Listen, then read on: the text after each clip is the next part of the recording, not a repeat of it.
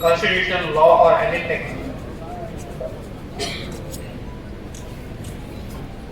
I'm an old man out. I'm not going to bore you also in English. I'm the only non-Tamilian out here.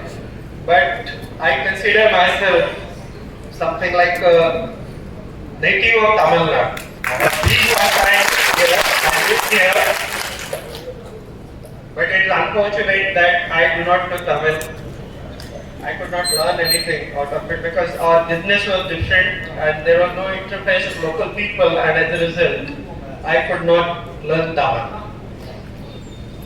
Let me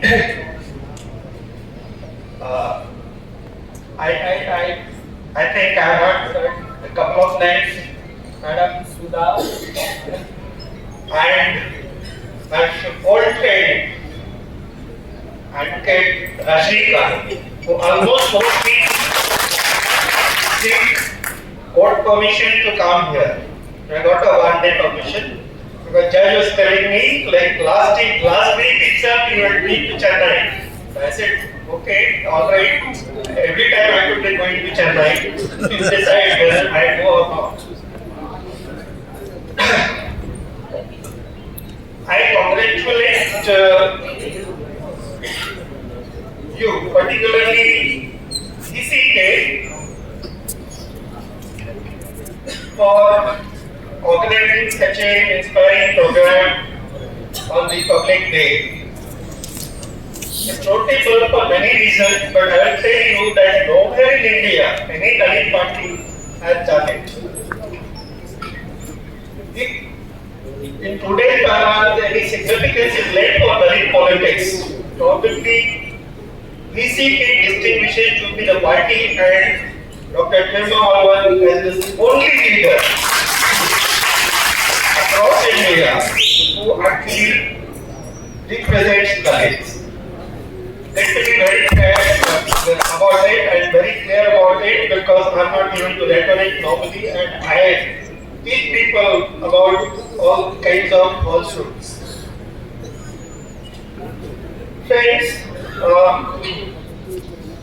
as we gather here, this is supposed to be a symposium, and as we gather here, there's been lots of, so far we have been celebrating Republic Day as well as Baba Saheb Ambedkar.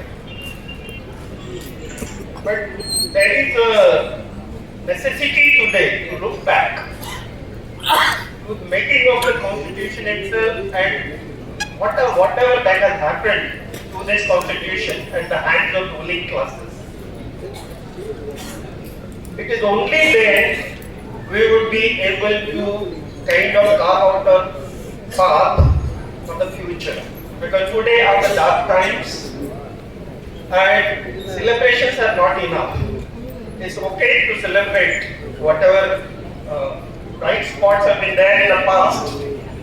But we are facing actually the prospects where this republic as well as democracy would survive or not. And that needs to be squarely kept in mind at such an occasion. You are all people who formally studied law. I have not. And you are the appropriate people to really think through what could be done, what has gone wrong with the Constitution that we are actually facing such a situation today. Baba Saheb Ambedkar, there is no doubt about it that he has contributed a lot in making of the Constitution. It's all documented, everybody knows it. Some people, actually his colleagues, acknowledge that he has almost worked to his death during the Constitution. So that has been the contribution. But this could be taken as a rhetoric. What actually happened and what they have done to Ambedkar also need to be kept in mind. Baba Saheb Ambedkar, as you might know, entered Constituent Assembly in a very difficult times. The 1946 election, which actually determined how the people would take representatives indirectly from the elected members of the legislative councils that time, the legislative assembly that time, that there, Baba Saheb Ambedkar had just 2 representatives who got elected in 46, and there was no way that he could reach Constituent Assembly. Congress party then had declared that not only doors but the windows of the Constituent Assembly will be closed for Ambedkar. So they were so determined not to get him into Constituent Assembly. This is the situation we ought to remember. In that situation, Ambedkar got elected by the lead of his colleague, his Scheduled Caste Federation colleague, Yogendra Mandal from East Bengal. So, Congress party that time had taken care that even without anything, when Congress members also had voted in Bengal to elect Baba Saheb Ambedkar. So that was the situation. Of course, noting his value in politics, Sardar Patel had started sort of parlays with the blessings of Gandhi. Initially, Gandhi was not enthusiastic about it and said that Ambedkar is not a reliable person, so I don't think it is going to work. But then when Sardar Patel with Anand and other people from Maharashtra, their mediation, Sardar Patel started talking to Ambedkar.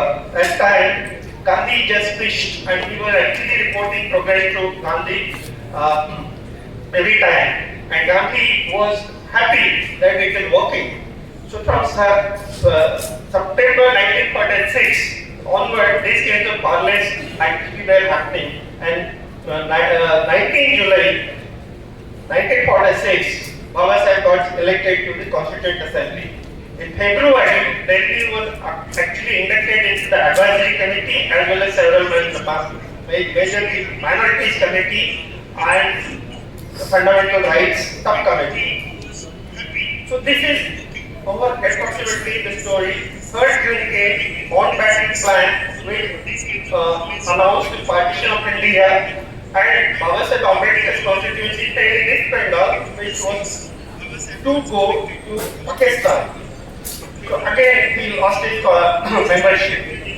So by that time, this all pattern had happened and Baba Saheb got elected from Bombay Assembly, Pune constituency, to the Constituent Assembly on 12th August 1946. That time, Prasad had took care, who was the Chief Minister of Bombay, that to elect Baba Saheb Ambedkar. Actually, Congress shared their plan to ask Jaikar to resign and get Mabalanka to the Constituent Assembly in his place to be chairman of the Constituent Assembly. But that decision had got Ambedkar elected from Bombay Assembly. This is the way Baba Saheb Ambedkar entered the Constituent Assembly. And thereafter, there are a lot of things that happened and how the Constitution got made that need to be thought through. I would invite your attention, and most of you might know, there are 2 surveillance studies by Daniel Austin, Indian Constitution, the Cornerstone of the Nation, and Working of the Constitution. These are 2 books. Actually, if you have not done already, you could again read it. And there he gives the details about the Constitution. What was the Constituent Assembly? First of all, Constituent Assembly was not representative of people. You know, as I said, the Constituent Assembly was formed by indirectly electing the members from the 46 election members of the legislative assemblies. And what was the franchise that time? Many people estimated what was the franchise that time. It really worked to 14 to 23% of the adult population of India then. Most of the people, because franchise was determined by the criteria of property, whether people actually had a property, whether they paid tax, that means income, etc., enough income, and educated. So most of the people of our kind, like Dalits, small, entire, very few Dalits actually qualified that way, and entire working class, all these people were excluded. So one has to keep in mind whether the constitution was made or Constituent Assembly represented the common masses of the people. The answer is no, and that needs to be kept in mind. Now, coming to Constituent Assembly, granular rights, that Constituent Assembly was Congress and Congress was India then. Because Congress had an overwhelming majority elected in 1946 election.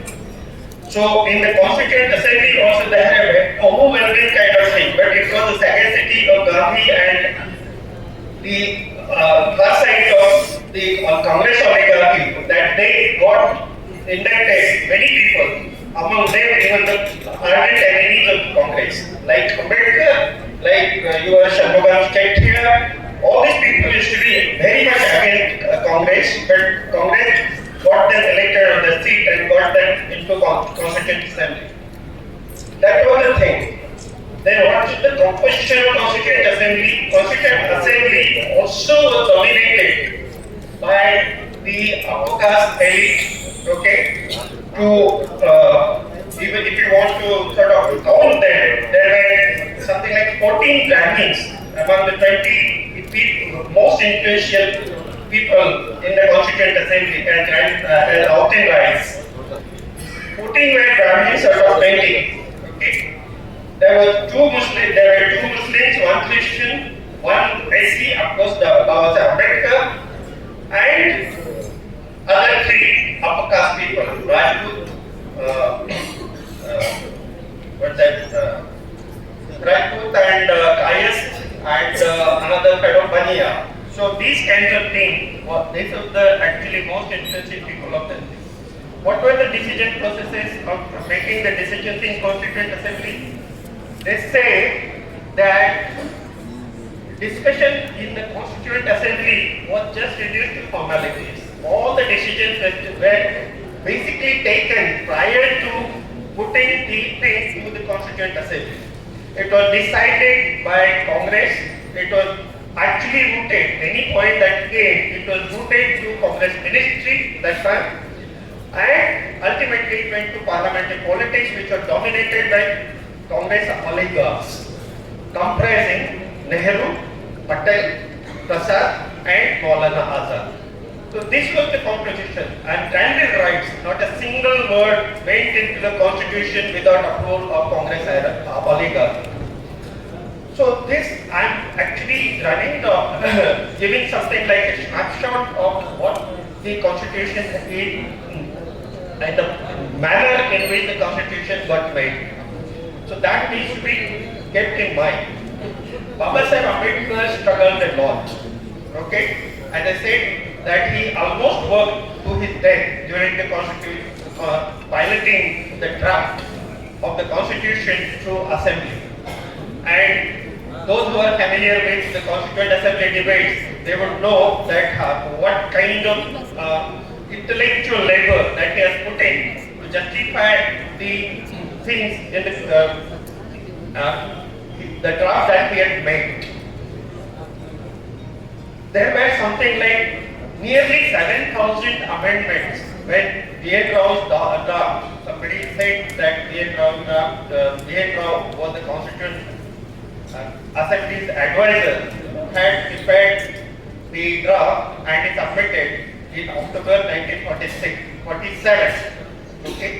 And the Constituent Assembly, the drafting committee of Baba Sahib, was formed in August, 29th August to be precise, and next day itself, he was made the chairman of the drafting committee. There are 7 members, and he was made the chairman, and he was actually surprised that most of the 6 people besides him were senior in the legal fraternity and still he was made the chairman. Because to get into the drafting committee was not a surprise because he was already made a cabinet minister and law minister, so it was by that virtue, it was a natural process. But to be made chairman of the drafting committee was a surprise. Now, what is the politics behind it? Everybody knows how Babasaheb Ambedkar was conducted into the cabinet, Nehru cabinet, the first cabinet. There are many people who were not congressmen, but Ambedkar, when the list was brought to Mahatma Gandhi, that time he, in his own hand, actually stamped it and wrote his name. Okay, and it is well documented. All historians have documented, and it's a documented fact. Patel argued against it because Ambedkar was not an easy person to go by, and Patel had a different opinion and he actually argued against it with Gandhi. But still, Ambedkar got it. Now, what is not known or what is not documented is how Babasaheb Ambedkar got inducted into Constituent Assembly. Okay? And this process, unless it is very clear to us, we would not understand the politics behind. Gandhi was not anywhere, he was not a congressman, but he was a moral authority without which even the Congress's oligarchy would not function. There would not be any coordination. Only Gandhi's word would be given. So, every time any major decision, it was actually Nehru and Patel used to go to Gandhi and consult him, and with his approval only the decisions were used to be taken.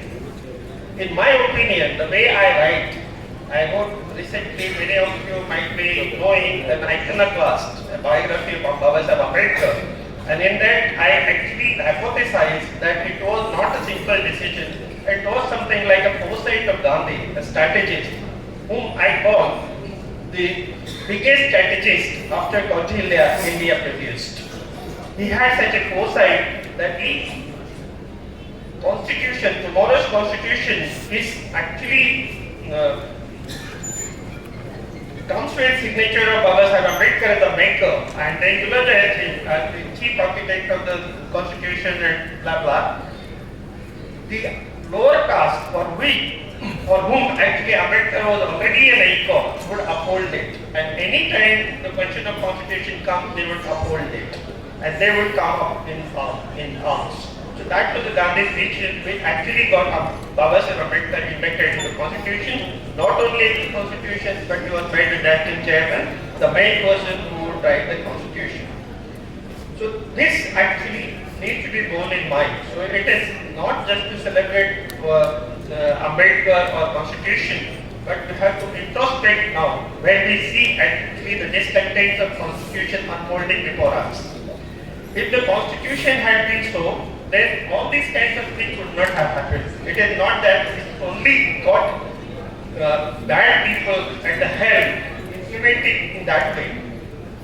It has its content also is like that, and that needs to be carefully seen. I pointed out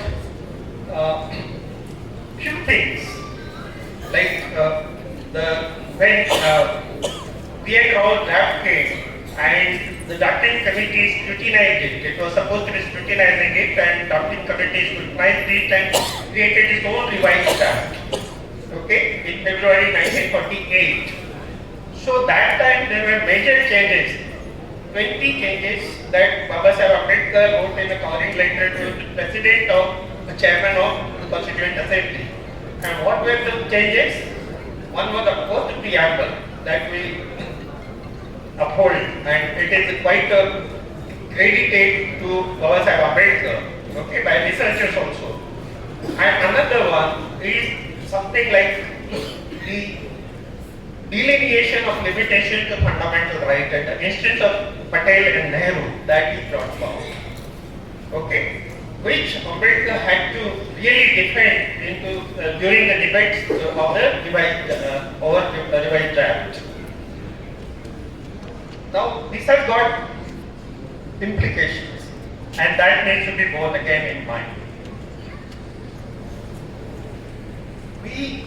We are creating a set of 10 rules for the people, and 4 of which are out. And first one on the we the people. We proudly say the Constitution actually it is the name of the people. So where are we? Actually, we need to be problematized. As I said that the Constituent Assembly was not representative of people. So in the case really it actually goes down into the content of the Constitution that many people are excluded from this we, quote unquote we. What are those? Constituent Assembly adopted the mechanism of first past the post type of election. That we take it for granted that the only way to elect the people. Okay? But that's not first past the post type of election. When the elections actually came into being in consequence of Chancellor Montel reforms, they only tried the actually elections, and elections started from then. The select committee to which this bill had gone, the Government of India 1919 bill had gone, that time it opined that the committee ought to examine the proportional representation system, because the kind of diversity and kind of history India had, the LPTP elections would not be suitable, and proportional representation system should be seriously examined. But it appears there is nothing to be seen thereafter, that no study was done or anything. Because the Westminster, the Britain, by mid-1880s, this FPTP system had been adopted, and this came handy. It fell through because of Montel really.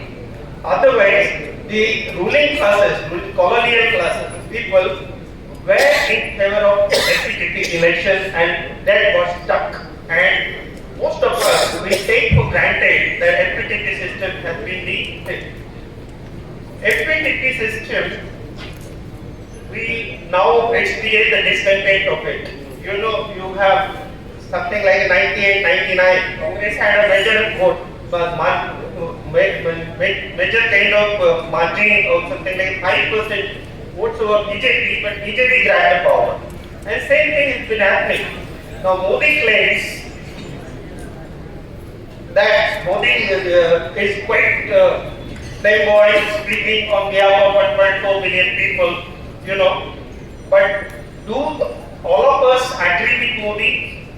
Modi's percentage vote has not gone beyond 37%. What does it mean that 63% of India are against him or either indifferent to him? And still, he actually been carrying in the manner that there probably doesn't seem to relate to Modi regime. So this is the kind of anomaly that FPTP system created. PR system ensures the voice to each man, okay, wherever he might be.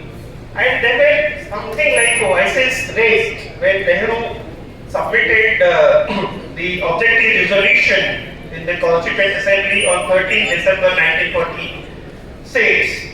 That time Minu Masani had said that it lacked the word democracy. It lacked the word, and he said that the PR system with the universal adult franchise should be adopted for future of the country. But it was all dismissed. Even later on, when the revised draft came before the Constituent Assembly, the same things, like many people said, that if PR system is adopted, probably all this institutional mechanism of reservation, etc., would not be necessary. But nothing was discussed. The first of the man was Qazi Sayyid Karimuddin, who put an amendment that PR system be adopted while discussing the revised draft. Incidentally, all the people who supported PR system were all Muslims. Oka Sahib, Ambedkist, Sahib Bahadur, and Ahmed Ali and Imam Hussain, all kinds of these kinds of people actually proposed this thing. Imam Hussain even said recently that if you pursue this FPTP system, you are going to traverse to fascism, what we actually is the reality today. So this way, PR system was never discussed in the Constituent Assembly, and as a result, we have been carrying out with an effective kind of FPTP system of election. This election actually entails that people's opinion does not matter. What matters is the strategy of the political parties. Okay? Because if you manipulate and keep stand something like a dummy candidate, etc., the vote percentage could come down to any level. There is no minimum set with which you could get elected, and the rest of the people could be against it. So this is the kind of planned anomaly that this system has, and we do not pay attention to it. Now, how the strategy gets implemented, it requires resources, it requires money, and whichever party has money, that would put the boost. Today, BJP is the biggest party. It has got all kinds of illicit money collected through electoral bonds, and its equations with the business people. So they become something like a indefeasible. Okay, so this is the virtue of the FPTP system. All kinds of ills that we attribute to India today, something like corruption, the criminals reaching the parliament, and all kinds of things, basically have made this democracy a plutocracy where only the wealthy rules. So this is the thing, and by default, then all the poor people get excluded. Firstly, by virtue of Constituent Assembly not being representative of people, that people got excluded. Almost more than 75% people got excluded. Now all the poor get excluded from this FPTP system. Now there are two more things, or three more things I would say. Secularism. India, according to many people, India is eulogized for inventing a very different kind of model of secularism. It was a Nehru's kind of vision of dharma nirapakshata, okay, and Gandhi's ideal of sarva dharma samudaya. It's actually nobody questions that in a country where majority is a communal majority, as Baba Saheb Ambedkar said eloquently, and everybody will often know that it's a majority is a communal majority. In such a thing, with such kind of majority, the state gets home, and that state would actually keep equidistant from all the religions, or it will treat all the religions with impartiality. Is it possible? So it was not theoretically tenable, nor practically possible, and that kind of model we applied. So right from the beginning itself, the secularism was a non-starter. Okay, like Rajendra Prasad going to Somnath Mandir or something like Varanasi and washing the feet of Brahmins, etc. happened during Nehru's time itself, and now we actually became the naked thing. what kind of secularism is going being operated in the country? So that kind of secularism actually effectively excludes all the minorities. Okay? Today we find Muslims being excluded because it comes handy right from the RSS formation that Muslims are actually branded as others.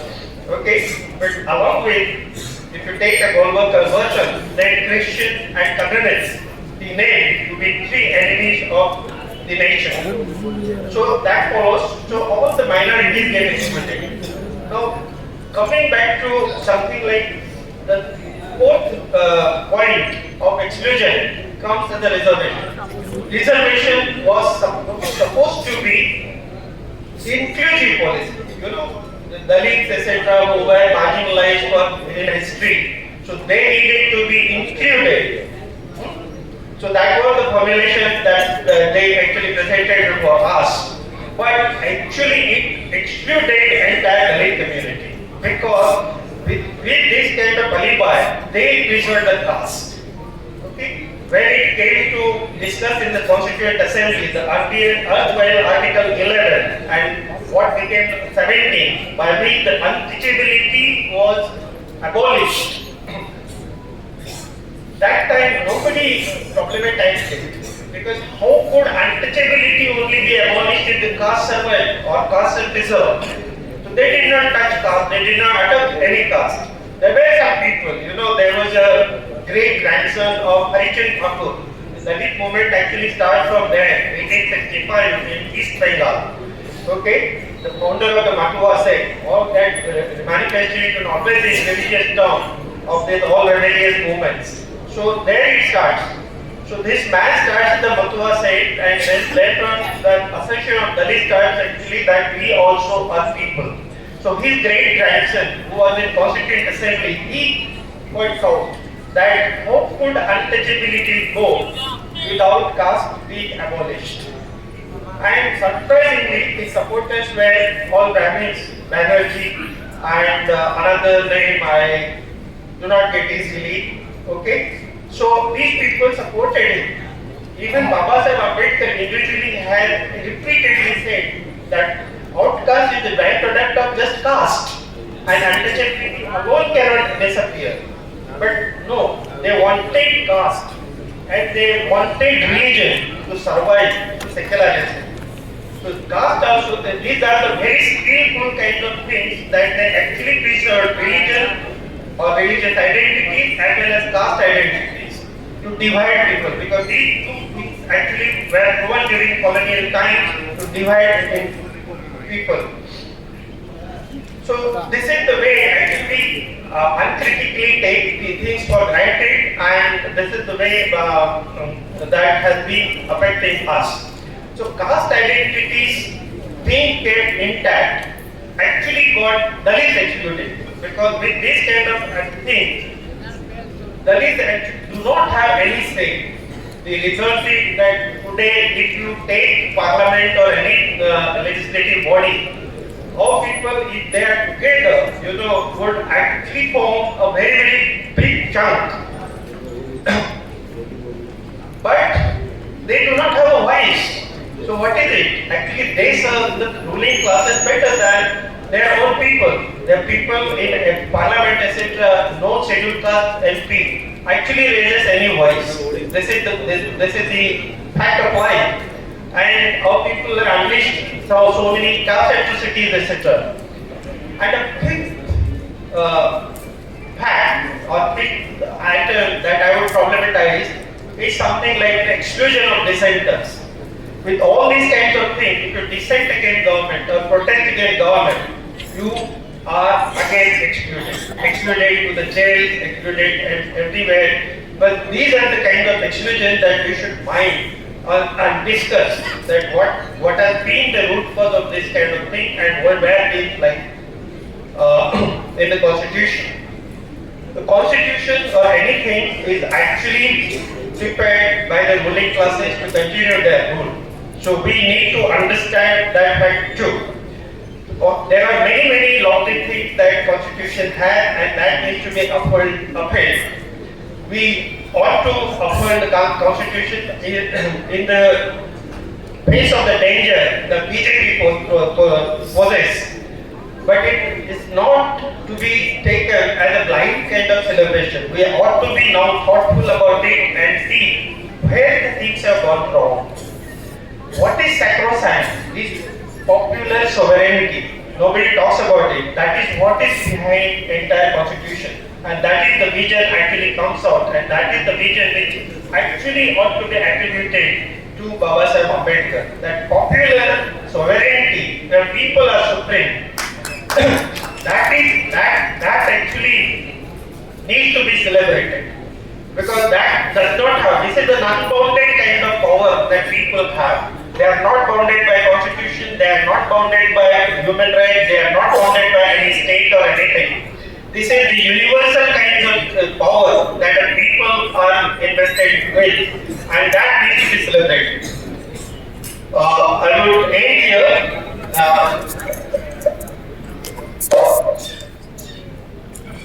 Thank you.